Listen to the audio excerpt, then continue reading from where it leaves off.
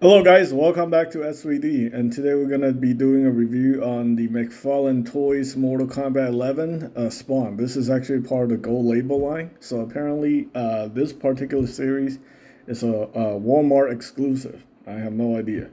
I got this as a gift from my friend Jason, who also got this figure as a gift from his other friend. So it's like the gift that gets what's it called? The gift that keeps giving. So, and I'm giving this guy away. So anybody who make a purchase on Macari or on eBay between now and December 31st has a chance to win this figure. It's gonna be entered into a random drawing. Yeah. Uh, the last two contests was instant win for the contestants because only one person bought something within like I think I only gave like 3 days, so like it wasn't enough time for a lot of people to enter. But yeah, I know times are tough, but yeah, at least I'm giving away stuff, right? Anyway, this figure is rated for ages 14 plus. Apparently, it's not a toy.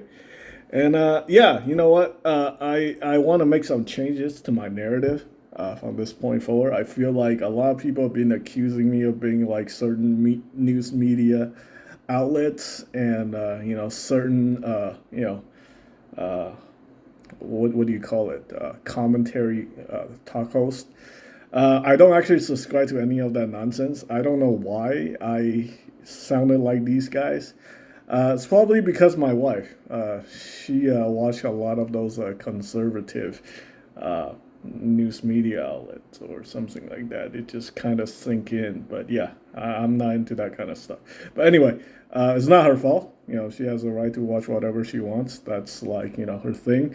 But yeah, somehow it just like it gets absorbed into me via osmosis. Anyway, so from now on, I'm gonna be more fair.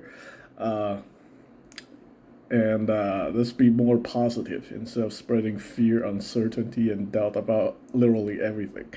So anyway, yeah, this figure has 22 points of articulation. Obviously, I do have one major complaint though on the packaging. It's just I feel like they really didn't put too much effort into this photography. I mean, just look at the knees and how he holds the gloves. I think this figure, I think they could do a lot better with these figure photography situation and make the figure look a lot better. But yeah, they have really nice photos that they posted on the website. But with this one on the packaging, definitely dropped the ball. All right, so this is basically just a remold. It's been released like 7 times already, recolors with different weapons. One major complaint about this figure is I really think he should have gotten a different weapon. We got the mace, we got the axe, we got the sword. Honestly, they could have give us like a different weapon because I kind of feel like this color scheme is just not very appealing, and to be put in the gold label line, for something this. I mean, the blue one. There's a blue one, and the blue one has like gray, blue, and black, 3 different colors. This one is just completely in one color. Now I understand there's a bloody version. That's like well, at least that one's got bloody details. But this guy, I don't know, man. It's just something about this color scheme. Now, I did make a joke about this, saying like the wash on this looked like cat urine, and I tried to make a really bad review. Apparently, that video has been requested to get taken down, so it's a little unfortunate. But yeah, I mean, look at it. This looks like urine stains, right? Yeah, yeah. That's not very good. But anyway, aside from that, the scope is 10 out of 10. The paint job I think could have been better. It's gold label, right? So maybe should it be gold? Is this how he looks like in the game? I mean, if this is how he looks like in the game, then 10 out of 10. I can't really complain. It looks exactly like the skin from Mortal Kombat 11. I don't play the game, but yeah. In terms of value, I think this thing is under 20 bucks.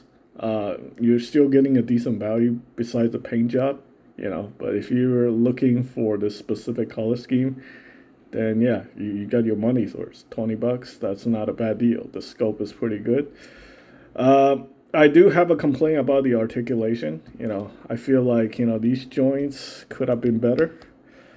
Uh, I know they added 22 points of articulation onto this guy to since it's a fighting game character.